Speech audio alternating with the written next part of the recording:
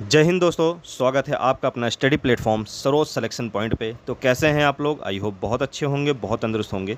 जैसा कि आप लोग जानते हैं, सी टेट की एग्ज़ाम डेट बिल्कुल आप लोगों के सामने है 7 जुलाई। तो उसी को देखते हुए आज हम आप लोगों के लिए प्रैक्टिस सेट यानी कि सी टेट की सामाजिक अध्ययन का प्रैक्टिस सेट लेके आए हैं। सोशल साइंस के वो महत्वपूर्ण क्वेश्चन हैं जो आपके लिए काफ़ी हेल्पफुल साबित होने वाले हैं। ये वो महत्वपूर्ण क्वेश्चन है जो 15-20 सालों से लगातार सी टेट के एग्ज़ाम में इनसे क्वेश्चन पूछे जा रहे हैं। वो सेलेक्टेड सारे ये सी टेट के यानी कि एसएसटी के क्वेश्चन हैं जो संभवतः आपके आने वाले एग्जाम में देखने को मिल सकते हैं। मैं रोज़ डेली आप लोगों के लिए सी टेट की प्रैक्टिस सेट लेके आ रहा हूँ। आज भी मैं बहुत महत्वपूर्ण सी टेट का प्रैक्टिस सेट आप लोगों के लिए लेके आया हूँ। तो अच्छे से इस वीडियो को देखेंगे, शुरू से अंत तक पढ़ेंगे और अपने दोस्तों तक भी शेयर करेंगे। चलिए क्वेश्चन शुरू करने से पहले अगर चैनल पर नए हैं तो चैनल को सब्सक्राइब जरूर करिए, लाइक करिए और अपने दोस्तों तक भी शेयर करिए। तो चलिए क्वेश्चन नंबर 1 की ओर हम लोग चलेंगे। क्वेश्चन नंबर 1 क्या कहता है? पिएत्रा ड्यूरा क्या है? पिएत्रा ड्यूरा क्या है? चलिए जान लेते हैं। तो देखिए, ध्यान रखिएगा, पिएत्रा जो ड्यूरा है ये भवनों को सजाने की एक शैली है। क्या है? भवनों या महलों को सजाने की एक शैली है। ठीक है, याद रखेंगे। जो पत्थरों को तराश कर उस पर डिज़ाइन बनाया जाता था, फूलों का डिज़ाइन या किसी भी तरह का डिज़ाइन बनाया जाता था महलों पर या महलों की दीवारों पर, तो उसे कहते हैं भवनों और महलों को सजाने की एक शैली है पिएत्रा ड्यूरा। ठीक है, याद रखेंगे। आपका सही आंसर क्या है? पिएत्रा ड्यूरा क्या होता है? महलों की सजाने की शैली, महलों या भवनों को सजाने की एक शैली होती है। ठीक है, याद रखेंगे। चलिए आगे बढ़ेंगे। अगला क्वेश्चन आप लोगों से कहता है, निम्नलिखित में से कौन सा 9वीं शताब्दी के मंदिर स्थापत्य कला का हिस्सा था? निम्नलिखित में से कौन सा 9वीं शताब्दी के मंदिर स्थापत्य कला का हिस्सा था? तो वो कौन सा था? चलिए जान लेते हैं। तो याद रखेंगे सजावटी द्वार। ठीक है, याद रखेंगे कौन सा? सजावटी द्वार जो है वो मतलब कि 9वीं शताब्दी के मंदिर का स्थापत्य कला का हिस्सा था। ठीक है, क्या था? सजावटी द्वार। ठीक है, याद रखेंगे। इस समय के मंदिर स्थापत्य कला के महत्वपूर्ण अंग थे। ठीक, याद रखेंगे। तो ऑप्शन ए बिल्कुल आपका राइट आंसर होगा। चलिए आगे बढ़ेंगे। अगला क्वेश्चन आपसे कहता है, ब्रिटिश सरकार द्वारा सन 1857 में निम्नलिखित में से कौन से 3 विश्वविद्यालय स्थापित किए गए? तो क्वेश्चन क्या कह रहा है आपका? ब्रिटिश सरकार द्वारा सन 1857 में निम्नलिखित में से कौन से 3 विश्वविद्यालय स्थापित किए गए? तो वो कौन से 3 विश्वविद्यालय थे? चलिए हम देख लेते हैं। तो याद रखिएगा वो कौन से 3 विश्वविद्यालय थे 1857 में? तो इसका सही आंसर होगा कलकत्ता, मद्रास तथा मुंबई। ठीक है, याद रखेंगे क्या था? कलकत्ता, मद्रास तथा मुंबई। ठीक है, याद रखेंगे। सही आंसर क्या होगा? कलकत्ता, मद्रास तथा मुंबई। ये 3 विश्वविद्यालय हैं जो 1857 में इसे स्थापित किया गया। ठीक है, याद रखेंगे। चलिए आगे बढ़ेंगे। अगला क्वेश्चन क्या कहता है? 12वीं शताब्दी में कीरा मुखियाओं ने किस क्षेत्र पर शासन किया? वह वर्तमान में कहाँ स्थित है? ठीक है, 12वीं शताब्दी में कीरा मुखियाओं ने जिस क्षेत्र पर शासन किया वह वर्तमान समय में कहाँ पर स्थित है? तो याद रखेंगे कहाँ पर स्थित है? तो छत्तीसगढ़ तथा मध्य प्रदेश। ठीक है, याद रखेंगे। 12वीं शताब्दी में कीरा मुखियाओं का शासन वर्तमान में छत्तीसगढ़ तथा मध्य प्रदेश में स्थित है। याद रखेंगे कहाँ पर? छत्तीसगढ़ तथा मध्य प्रदेश में स्थित है। याद रखेंगे सभी लोग। चलिए आगे बढ़ेंगे। अगला क्वेश्चन आपसे कहता है, निम्नलिखित में से कौन सा राज्यों का संयोजन त्रिविभाजन संघर्ष शामिल था? त्रिविभाजन संघर्ष में शामिल था। तो कौन सा निम्नलिखित में से कौन सा राज्यों का संयोजन त्रिविभाजन संघर्षों में शामिल था? संयोजन यानी कि कौन सा वंश जो था इन त्रिविभाजन संघर्षों में शामिल था, वो कौन सा वंश था? तो याद रखेंगे हर्ष की मृत्यु के बाद 3 प्रमुख शक्तियाँ कौन कौन सी? गुज्जर, प्रतिहार, पाल तथा राष्ट्रकूट का उदय हुआ था। ठीक, कन्नौज पर अधिकार को लेकर इन तीनों शक्तियों के बीच एक संघर्ष हुआ। इस संघर्ष को त्रिपक्षीय या त्रिविभाजन संघर्ष की संज्ञा दी गई है। ठीक है, याद रखेंगे। ये संघर्ष लगभग कितने सालों तक चला? ये 200 सालों तक ये संघर्ष चला। ठीक है, कब तक चला? 200 वर्षों तक ये संघर्ष चला। इस संघर्ष में अंतिम सफलता किसको मिली? गुज्जर प्रतिहार को। किसको मिली? गुज्जर प्रतिहार को अंतिम सफलता मिली 200 साल संघर्ष करने के बाद। ठीक है, 200 साल संघर्ष करने के बाद। तो राष्ट्रकूट, पाल और गुज्जर प्रतिहार, इन तीनों में ये संघर्ष चला। ठीक है, याद रखेंगे। ऑप्शन ए राष्ट्रकूट, पाल, गुज्जर प्रतिहार। ठीक है, याद रखेंगे। चलिए आगे बढ़ेंगे। अगला क्वेश्चन आपसे कहता है, निम्नलिखित में से किस पर ब्रिटिश संसद द्वारा महाभियोग चलाया गया? निम्नलिखित में से किस पर ब्रिटिश संसद द्वारा महाभियोग चलाया गया? किस पर चलाया गया? तो याद रखेंगे पिट्स इंडिया, आप लोग जानते होंगे, जो कि 1784 में इसका विरोध हुआ था। ठीक है, पिट्स इंडिया, जिसका 1784 में इसका विद्रोह हुआ था। फिर क्या किया गया? इसके विरोध में इस्तीफा देने के कारण वॉरेन हेस्टिंग्स को ब्रिटिश संसद द्वारा महाभियोग लगाया गया। ठीक है, किसको लगाया गया? Warren Hastings. याद रखेंगे किस पर महाभियोग, बस आपको इतना याद रखना है कि निम्नलिखित में से किस ब्रिटिश संसद द्वारा महाभियोग चलाया गया? तो वो कौन था? वॉरेन हेस्टिंग्स था। ठीक है, किसके ऊपर चलाया गया? वॉरेन हेस्टिंग्स पर। लेकिन एक चीज़ और नोट डाउन करेंगे, 1795 में 1995 में क्या हुआ? वॉरेन हेस्टिंग को सभी आरोपों से मुक्त कर दिया गया था। ठीक है, 1795 में वॉरेन हेस्टिंग्स को सभी आरोपों से मुक्त कर दिया गया था। ठीक है, किस पे महाभियोग चलाया गया? वॉरेन हेस्टिंग्स पे। चलिए आगे बढ़ेंगे। अगला क्वेश्चन कहता है, निम्नलिखित में से ग्रहों का कौन सा संयोजन गैसीय ग्रह कहलाता है? निम्नलिखित में से ग्रहों का कौन सा संयोजन गैसीय ग्रह कहलाता है? मोस्ट इंपॉर्टेंट क्वेश्चन है, कई बार सीटेट के एग्जाम में ये क्वेश्चन आया हुआ है। तो क्या होगा? ऐसा ग्रह जिसकी संरचना गैस से हुई हो। ठीक है, ऐसी संरचना बतानी है जिसकी ऐसी ग्रह बताना है जिसकी संरचना गैस से हुई है। तो गैसी ग्रह कहलाते हैं वो लोग। ठीक, तो सौरमंडल के अंतिम वो 4 ग्रह कौन कौन से हैं? अंतिम 4 ग्रह कौन कौन से हैं? बृहस्पति, शनि, यूरेनस और नेपच्यून। ठीक है, कौन कौन से हैं? बृहस्पति, शनि, यूरेनस और नेपच्यून। लास्ट के 4 ग्रह जो हैं वो गैसी ग्रह इनको कहा जाता है। ठीक है, याद रखेंगे, क्योंकि इन ग्रहों के निर्माण में गैस प्रमुख कारक है। ठीक, याद रखेंगे कौन कौन से हैं? बृहस्पति, शनि, यूरेनस और नेपच्यून। ठीक, ये 4 ग्रह हैं। चलिए आगे बढ़ेंगे। अगला क्वेश्चन आप लोगों से कहता है, कॉमन एरा क्या है? कॉमन एरा क्या है? तो याद रखेंगे क्रिश्चियन एरा ही कॉमन एरा के नाम से जाना जाता है। ठीक है, क्रिश्चियन एरा ही कॉमन एरा के नाम से जाना जाता है। ठीक है, वर्तमान में ये दुनिया के अधिकांश हिस्सों में मान्य है। तो कौन सा? Christian era. याद रखेंगे कौन सा एरा है? ऑप्शन डी क्रिश्चियन एरा, जो अब दुनिया के अधिकांश हिस्सों में स्वीकृत है। ठीक, याद रखेंगे कॉमन एरा को ही क्रिश्चियन एरा कहा जाता है। चलिए आगे बढ़ेंगे। ऐतिहासिक स्थल वह है जहाँ क्या है? ऐतिहासिक स्थल वह है जहाँ क्या होता है? तो याद रखेंगे वह स्थल जहाँ पर अतीत के स्मृति शेष अवशेष मिलते हैं। ठीक है, याद रखेंगे वह स्थल जहाँ पर अतीत के स्मृति शेष अवशेष मिलते हैं उसे ऐतिहासिक स्थल कहा जाता है। दोस्तों अच्छे से वीडियो को पढ़ेंगे। मैं जितने भी टॉपिक और जितने भी प्रैक्टिस सेट अभी तक लेके आया हूँ सभी के सभी हर साल सीटेट के एग्ज़ाम में पूछे जाते हैं। बहुत ही इंपॉर्टेंट क्वेश्चन आप लोगों तक लेके आता हूँ, सेलेक्टेड क्वेश्चन। तो अच्छे से पढ़ेंगे, अपने दोस्तों तक भी शेयर करेंगे। और हाँ, पढ़ने में मज़ा आ रहा हो तो लाइक ज़रूर करिएगा, क्योंकि सारे क्वेश्चन बहुत इंपॉर्टेंट है। संभवतः आपके आने वाले एग्ज़ाम में यानी कि 7 जुलाई को आपको देखने को इसमें से क्वेश्चन मिल जाए। तो चलिए आगे बढ़ेंगे। तो अगला क्वेश्चन क्या कहता है? अगला क्वेश्चन कहता है, वर्णों में जातीय क्यों उत्पन्न हुई जो भारतीय समाज को संगठित करने का आधार बन गई? वर्णों में जातीय क्यों उत्पन्न हुई जो भारतीय समाज को संगठित करने का आधार बन गई? ठीक है, बताइए तो किस लिए बन गई? तो याद रखेंगे लोगों की सामाजिक व आर्थिक आवश्यकताओं को नियमित विस्तार के कारण नए कौशलों से संपन्न लोगों की ज़रूरत थी। इस कारण वर्णों में जातियों की उत्पत्ति हुई जो समाज को संगठित करने का आधार बन गई। ठीक है, तो क्या है ऑप्शन आपका? ऑप्शन डी, लोगों के सामाजिक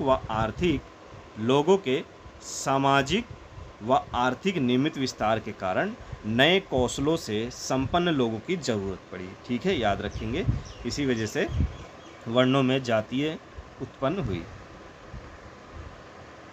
चलिए अगला क्वेश्चन क्या कहता है, निम्नलिखित में से किस आदिवासी समाज को खेल में विभाजित किया गया? निम्नलिखित में से किस आदिवासी समाज को खेल में विभाजित किया गया? तो याद रखेंगे असम में पाई जाने वाली जनजाति, कौन सी जनजाति? आहोम जनजाति। याद रखेंगे आहोम जनजाति जो कहाँ पाई जाती है? असम में। ठीक है, असम में पाई जाती है आहोम जनजाति, जिसे खेल में विभाजित किया गया, याद रखेंगे। चलिए आगे बढ़ेंगे। तो अगला क्वेश्चन आप लोगों से कहता है, मौसम और जलवायु की संकल्पना पढ़ते समय सबसे उपयुक्त गतिविधि कौन सी होगी जिससे विद्यार्थी मौसम के विभिन्न प्रकार के तत्वों को समझ सके? मौसम और जलवायु की संकल्पना पढ़ते समय सबसे उपयुक्त गतिविधि कौन सी होगी जिससे विद्यार्थी मौसम के विभिन्न प्रकार के तत्वों को समझ सके? तो वो कौन सी होगी, चलिए जान लेते हैं। तो याद रखेंगे समाचार पत्र मौसमी संबंधी जानकारी के सबसे अच्छे स्रोत माने जाते हैं। ठीक है, कौन माने जाते हैं? समाचार पत्र। ठीक है, याद रखेंगे कौन से?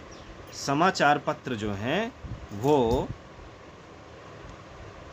क्या होता है? समाचार पत्र जो हैं वो मौसम संबंधी जानकारी के सबसे अच्छे स्रोत माने जाते हैं। किसी शिक्षक द्वारा छात्रों को मौसम और जलवायु की संकल्पना को पढ़ाते समय पिछले कुछ दिनों की मौसम संबंधी रिपोर्ट जो समाचार पत्र में दी गई हो, उन्हें एकत्रित करने के लिए नोटबुक में चिपकाने के लिए कहना चाहिए। ठीक है, याद रखेंगे। चलिए आगे बढ़ते हैं। अगला क्वेश्चन कहता है, सामाजिक विज्ञान के शिक्षण में बच्चों के संवेग बहुत आसानी से उजागर होते हैं, शब्दों से नहीं बल्कि दृश्यों और आवाज़ों से। इसके लिए शिक्षक का कौन सा तरीका सबसे अधिक प्रभावी है? तो कौन सा तरीका सबसे अधिक प्रभावी है?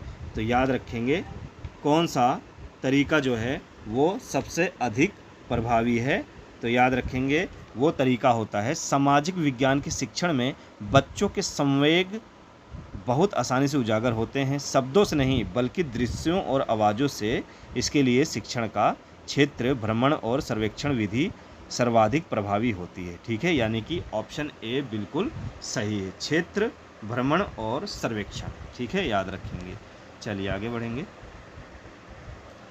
अगला क्वेश्चन आपसे कहता है, गरीबों को पढ़ते समय कौन सी व्यू रचना सबसे ज़्यादा उचित होगी?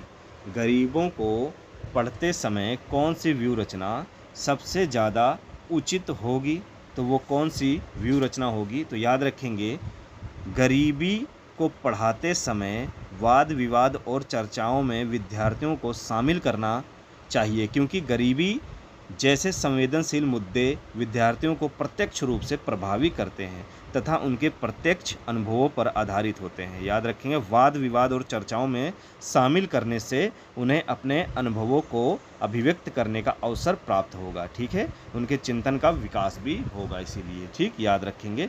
तो ऑप्शन ए बिल्कुल सही है, वाद विवाद और चर्चाओं में विद्यार्थियों को शामिल करना चाहिए। ठीक है, याद रखेंगे। चलिए आगे बढ़ेंगे। अगला क्वेश्चन क्या कहता है, यह देखा गया है कि सांस्कृतिक सामाजिक और वर्ग विभेदक कक्षीय संदर्भ में अपने पक्षपात पूर्वाग्रह और अभिवृत्ति को उत्पन्न करते हैं, अतः शिक्षण का उपागम होना चाहिए। ठीक है, तो इसका सही आंसर क्या होगा, चलिए जान लेते हैं। तो याद रखेंगे कि चर्चा उन्मुखी शिक्षण के माध्यम से एक शिक्षक सांस्कृतिक सामाजिक और वर्ग विभेद कक्षीय संदर्भ में अपने पक्षपात पूर्वाग्रहों और अपने अभिवृत्तियों से बच सकता है। ठीक, तो इसका सही आंसर क्या होगा, चर्चा उन्मुख। ठीक है, याद रखें क्या होगा, चर्चा उन्मुख बिल्कुल सही आंसर होगा। ठीक है, याद रखेंगे। चलिए आगे बढ़ेंगे। अगला क्वेश्चन क्या कहता है, पाठ्य पुस्तक में वर्णित किसी समुदाय विशेष के लिए संवेदनशील मुद्दे को पढ़ते समय क्या करना चाहिए? तो याद रखेंगे शिक्षण अधिगम प्रक्रिया में किसी समुदाय विशेष से संबंधित मुद्दों को पढ़ाते समय एक शिक्षक को संवेदनशीलता के साथ निष्पक्ष रूप से मुद्दों को प्रकट करना चाहिए तथा समुदाय के विशेष विद्यार्थियों की गरिमा को ठेस ना पहुँचे। ठीक है, याद रखेंगे। तो ऑप्शन ए आपका बिल्कुल राइट आंसर होगा। शिक्षक को सभी विद्यार्थियों की गरिमा का सम्मान करते हुए संकल्पना को संवेदनशीलता और पूर्ण निष्ठा के साथ व्याख्यात करना चाहिए या व्याख्या करना चाहिए। ठीक है, राइट आंसर होगा आपका। चलिए आगे बढ़ते हैं। अगला क्वेश्चन आपसे कहता है, लोकसभा के प्रत्येक सत्र का प्रथम घंटा कहाँ से शुरू होता है, किससे शुरू होता है? तो याद रखेंगे, जो लोकसभा के प्रत्येक सत्र का प्रथम घंटा होता है उसे प्रश्नकाल कहा जाता है। ठीक है, कौन सा काल कहा जाता है? प्रश्नकाल कहा जाता है। और ये प्रश्नकाल का समय क्या होता है? तो याद रखेंगे 11 से 12, 1 घंटे का होता है। 11 बजे से 12 बजे प्रश्नकाल का समय होता है। ठीक है, इसमें संसद सदस्यों द्वारा लोक महत्व के किसी मामले की जानकारी प्राप्त करने के लिए मंत्री परिषद से प्रश्न पूछते हैं। ठीक है, मंत्री परिषद से प्रश्न पूछते हैं। इसमें किसी भी तरह के प्रश्न पूछे जाते हैं, जैसे कि तारांकिक प्रश्न भी होते हैं, गैर तारांकिक भी होते हैं। ठीक है, अल्प सूचना प्रश्न भी होते हैं, गैर सरकारी सदस्यों से पूछे जाने वाले प्रश्न भी होते हैं। ठीक है, याद रखेंगे। तो कौन सा होता है? प्रश्न काल होता है, याद रखेंगे। चलिए आगे चलते हैं अगले क्वेश्चन की ओर। तो अगला क्वेश्चन क्या कहता है? अगला क्वेश्चन कहता है, सभी भारतीयों को मतदान का अधिकार होना चाहिए। उनका सामाजिक आर्थिक स्तर कुछ भी हो, चाहे वो गरीब हो, चाहे वो अमीर हो, चाहे वो किसी भी जाति के हों, ये विचार किसके द्वारा रखा गया? तो किसके द्वारा रखा गया? तो याद रखेंगे, डॉक्टर बी.आर. अम्बेडकर के द्वारा ये विचार रखा गया था। ठीक है, डॉक्टर भीमराव अम्बेडकर के अनुसार सभी भारतीयों को मतदान का समान अधिकार होना चाहिए, चाहे उसकी सामाजिक व आर्थिक स्थिति कैसी भी हो। ठीक, याद रखेंगे। चलिए आगे बढ़ते हैं अगले क्वेश्चन की ओर। तो अगला क्वेश्चन आपसे क्या कहता है? अगला क्वेश्चन कहता है, प्रश्न उत्तर तकनीकी सामाजिक विज्ञान शिक्षण में काफ़ी प्रभावित हो सकती है, क्योंकि यह क्या सुनिश्चित करती है? तो याद रखेंगे, सामाजिक विज्ञान के विद्यार्थियों की कक्षा में सक्रिय सहभागिता को सुनिश्चित करने के लिए प्रश्न उत्तर तकनीकी सर्वोत्तम उपाय है। कौन सा? प्रश्न उत्तर तकनीकी सर्वोत्तम उपाय है, यानी कि शिक्षार्थियों द्वारा सक्रिय सहभागिता होनी चाहिए। क्या होनी चाहिए? विद्यार्थियों द्वारा सक्रिय सहभागिता इसमें होनी चाहिए। ठीक है, याद रखेंगे। चलिए आगे बढ़ेंगे। अगला क्वेश्चन क्या कहता है, एक शिक्षिका कृषि के तरीकों को स्पष्ट करते हुए भारत और संयुक्त राज्य अमेरिका के कृषि तरीकों से जुड़े कैसे अध्ययन पर चर्चा करता है? वह सीखने के लिए किस पहलू पर बोल दे रहा है? चलिए जानते हैं। तो इसका आंसर क्या होगा? तो याद रखेंगे, इसका सही आंसर होगा, शिक्षक या शिक्षिका मूर्त उदाहरणों के माध्यम से तुलनात्मक अधिगम कार्य करते हुए विद्यार्थियों को सीखने की योग्यता पर बल देता है। ठीक है, किस पे देता है? सीखने की योग्यता पर बल देता है। ठीक है, ऑप्शन बी आपका बिल्कुल राइट आंसर होगा। मूर्त उदाहरण के माध्यम से तुलना और अंतर करते हुए सीखने की योग्यता पर बल देता है। चलिए आगे बढ़ते हैं। अगला क्वेश्चन आपसे कहता है, अब मीडिया को किसके साथ निकट संबंधी के कारण स्वतंत्र नहीं माना जाता है? ठीक है, किसको नहीं माना जाता है? आप लोग जानते हैं कि मीडिया को चौथा स्तंभ भी माना जाता है। ठीक है, चौथा स्तंभ भी माना जाता है, क्योंकि मीडिया स्वतंत्र एवं निष्पक्ष रूप से सूचनाओं से लोगों को अवगत कराता है। परंतु क्या हुआ, किस कारण से इसे अब चौथा स्तंभ नहीं माना जाता है या स्वतंत्र नहीं माना जाता है? तो याद रखेंगे, वर्तमान समय में मीडिया को व्यापारिक घरानों के साथ निकट संबंध के कारण स्वतंत्र नहीं माना जाता है। कौन से घरानों के कारण? व्यापारिक घरानों के कारण इसे स्वतंत्र नहीं माना जाता है। ठीक है, याद रखेंगे। चलिए आगे बढ़ेंगे। अगला क्वेश्चन कहता है, किस समुदाय के सामाजिक, आर्थिक और शैक्षिक स्तर की जांच करने के लिए न्यायाधीश राजेंद्र सच्चर की अध्यक्षता में भारत सरकार द्वारा समिति का गठन किया गया? ठीक है, किस समुदाय के लिए? तो याद रखें, किस समुदाय के लिए? मुस्लिम समुदाय के सामाजिक, आर्थिक तथा शैक्षिक स्तर की जांच के लिए न्यायाधीश राजेंद्र सच्चर की अध्यक्षता में भारत सरकार द्वारा समिति गठन किया गया। किस समुदाय की? मुस्लिम। याद रखेंगे, ऑप्शन बी बिल्कुल सही है, मुस्लिम समुदाय के लिए। ठीक है, याद रखेंगे। चलिए आगे बढ़ेंगे। अगला क्वेश्चन कहता है, दादन व्यवस्था क्या है? चलिए जान लेते हैं। तो दादन व्यवस्था क्या है?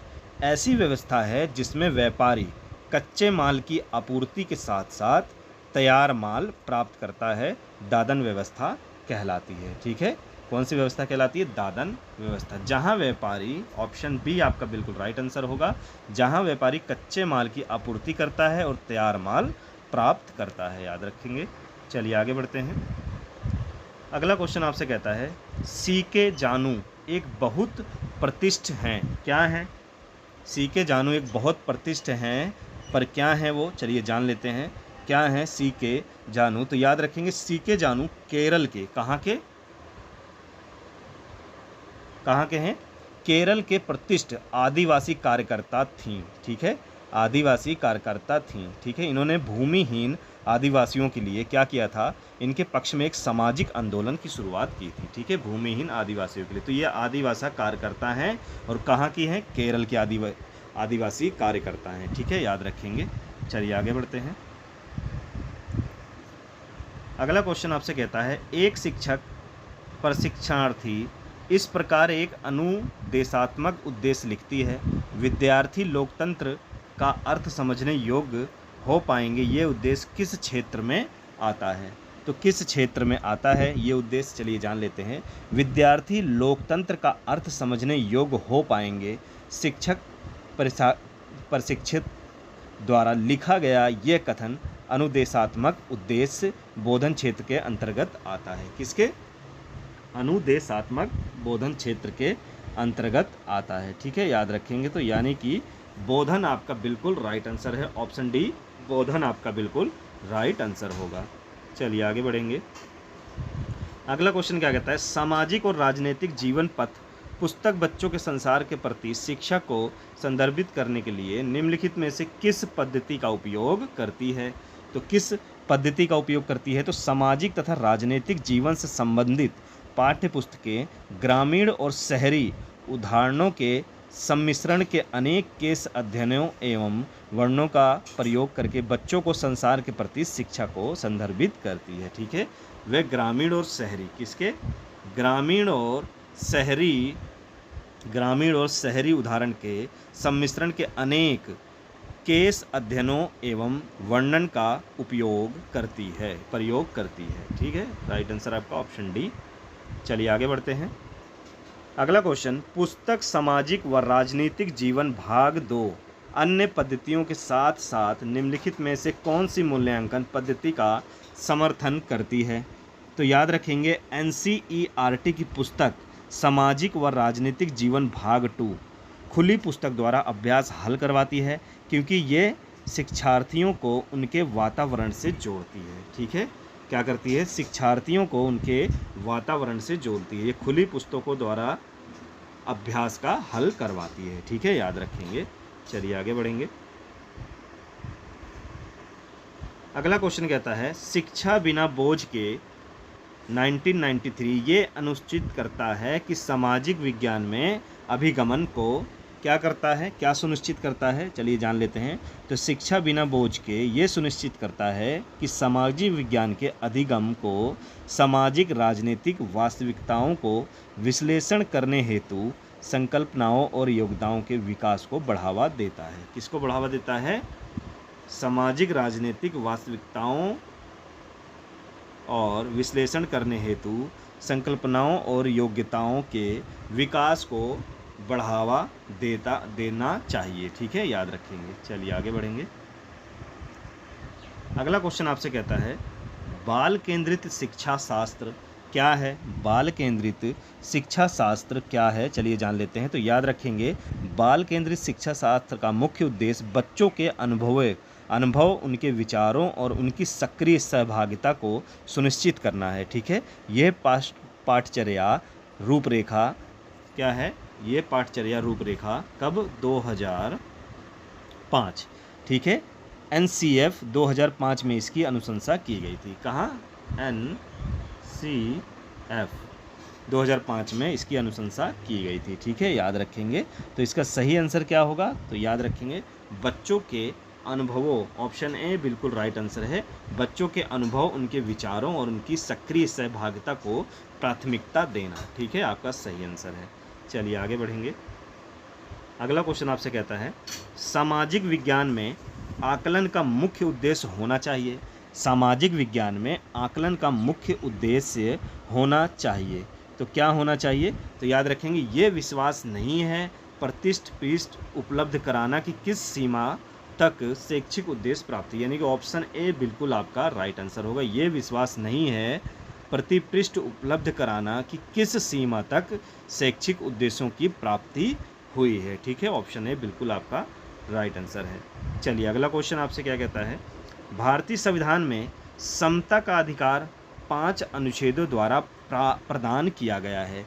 तो वो 5 अनुच्छेद कौन कौन से हैं? तो याद रखेंगे 14 से लेके 18, 14, 15, 16, 17, 18, ये 5 अनुच्छेद ऐसे हैं। कौन कौन से? 14, 15, 16, 17 और 18, यानी कि 1, 2, 3, 4, 5, ये 5 अनुच्छेद ऐसे हैं जो भारतीय संविधान में समता का अधिकार प्रदान करवाते हैं। याद रखेंगे। चलिए अगला क्वेश्चन आपसे कहता है किसने कहा था संविधान सभा कांग्रेस थी और कांग्रेस भारत था? किसने कहा था? तो याद रखेंगे किसने कहा था, तो इसका सही आंसर होगा ऑस्टिन ने। ऑस्टिन ने कहा था कि संविधान सभा कांग्रेस थी और कांग्रेस भारत था। याद रखेंगे। चलिए आगे बढ़ते हैं अगले क्वेश्चन की ओर। तो अगला क्वेश्चन क्या कहता है, भारतीय संविधान में राज्य के नीति निर्देशक तत्वों की संकल्पना किस देश के संविधान पर आधारित है? किस देश के संविधान पर आधारित है नीति निर्देशक तत्व? तो याद रखेंगे आयरलैंड के संविधान से लिए गए हैं, यानी कि आयरलैंड के संविधान पर आधारित है नीति निर्देशक तत्व। याद रखेंगे। चलिए आगे बढ़ते हैं। अगला क्वेश्चन आपसे कहता है किस वर्ष गोवा सहित अन्य पुर्तगाली बस्तियों को भारतीय संघ राज्य क्षेत्र बनाया गया था? किस वर्ष बनाया गया था? तो 1961, यानी कि 1961 में गोवा सहित अन्य पुर्तगाली बस्तियों को भारतीय संघ का राज्य क्षेत्र बनाया गया था। ठीक है, याद रखेंगे कब? 1961, 1961। चलिए अगला क्वेश्चन, 500 से अधिक रजवाड़े यानी कि देसी रियासतें के भारत में विलय के लिए कौन उत्तरदायी था? 500 से अधिक रजवाड़े देसी रियासतों के भारत में विलय के लिए कौन उत्तरदायी था? तो याद रखेंगे सरदार वल्लभ भाई पटेल। ठीक है, इनको लौह पुरुष भी कहा जाता है। याद रखेंगे क्या कहा जाता है? भारत का लौह पुरुष किसे कहा जाता है? सरदार वल्लभ भाई पटेल। ठीक है, याद रखेंगे सरदार वल्लभ भाई पटेल जो कि 500 से अधिक रजवाड़े देसी रियासतों के भारत में विलय के लिए उत्तरदायी थे। ठीक है, याद रखेंगे। चलिए आगे बढ़ते हैं। अगला क्वेश्चन क्या कहता है, संविधान की 12वीं अनुसूची निम्नलिखित में से किससे संबंधित है? तो 12वीं अनुसूची किससे संबंधित है? याद रखेंगे नगर पालिका से। ऑप्शन ए बिल्कुल आपका राइट आंसर होगा। संविधान की 12वीं जो अनुसूची है वो नगर पालिका से संबंध रखती है, उससे संबंधित है। चलिए आगे बढ़ेंगे।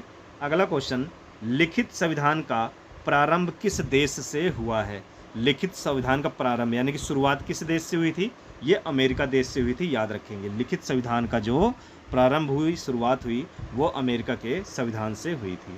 चलिए अगला क्वेश्चन, मौलिक अधिकारों का संरक्षक कौन है? तो याद रखेंगे मौलिक अधिकारों का, भारतीय संविधान की मौलिक अधिकारों का संरक्षण कौन है भारत में? तो सर्वोच्च न्यायालय। ठीक है, सुप्रीम कोर्ट। याद रखेंगे उच्चतम न्यायालय या सर्वोच्च न्यायालय, सुप्रीम कोर्ट जो है वो मौलिक अधिकारों का संरक्षक है। याद रखेंगे। चलिए आगे बढ़ते हैं। अगला क्वेश्चन आपसे कहता है संविधान के निम्नांकित किस प्रावधान के अंतर्गत भारतीय संसद को नया राज्य बनाने का अधिकार है? यानी कि जो नए राज्य बनते हैं तो वो किस संसद के किस संविधान के किस प्रावधान के अंतर्गत यानी कि किस आर्टिकल अनुच्छेद के अंतर्गत आते हैं? तो याद रखेंगे ऑप्शन सी आर्टिकल 3 यानी कि अनुच्छेद 3 के अनुसार भारतीय संसद को नया राज्य बनाने का अधिकार है। कौन से अनुच्छेद के अनुसार? आर्टिकल 3 अनुच्छेद 3। ठीक, याद रखेंगे। चलिए अपना आखिरी क्वेश्चन, तो ये आखिरी क्वेश्चन क्या कहता है, भारतीय संविधान में समवर्ती सूची कहाँ से लिए गए हैं यानी कि किस देश से लिए गए हैं? तो याद रखेंगे भारतीय संविधान में समवर्ती सूची लिए गए हैं ऑस्ट्रेलिया के संविधान से। कहाँ से लिए गए हैं? ऑस्ट्रेलिया देश के संविधान से भारतीय संविधान में समवर्ती सूची को जोड़ा गया है। याद रखें कई बार एग्जाम में ये क्वेश्चन पूछा है, तो किस देश से लिए गए हैं? ऑस्ट्रेलिया के संविधान से लिया गया है, याद रखेंगे। तो ये थे दोस्तों मोस्ट इंपॉर्टेंट सीटेट के एसएसटी के क्वेश्चन जो आपके एग्जाम के लिए काफ़ी हेल्पफुल और यूजफुल साबित होने वाले हैं। अच्छे से वीडियो को पढ़ेंगे, ना समझ आए दोबारा पढ़िएगा, अपने दोस्तों तक भी शेयर करिए ताकि उनको भी इंपॉर्टेंट टॉपिक का हेल्प मिल सके।